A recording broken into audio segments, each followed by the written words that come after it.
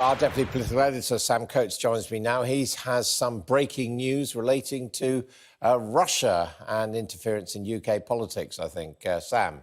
Yes, the government have just published a written ministerial statement about the events around last year's general election and an allegation, a claim that the government is today making about the parts of the conduct around that election. Now, you might remember, Adam, that in the middle of the campaign, Jeremy Corbyn brandished a leaked document, a US-UK trade document showing the discussions between the two countries about the state of the trade negotiations.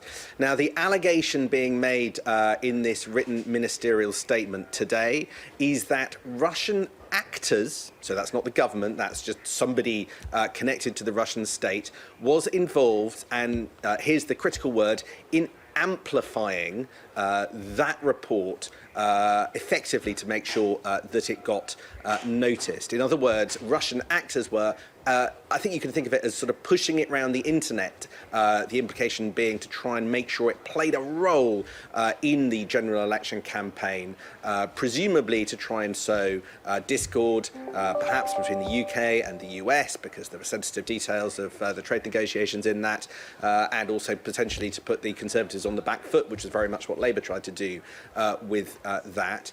Now, it's important to note what this written ministerial statement doesn't say. It doesn't say that the Russian state or Russian actors actually acquired this leaked document. Apparently, it was already on the internet, but just in a sort of unloved corner of the internet when the Russian actors found it, and they pushed it around. Just briefly, we've got to see this in the context of the Russia report from the Intelligence Committee being published, which is about the period before the general election, covering, of course, the referendum. And this looks a bit like a preemptive strike by the government against what that's going to reveal.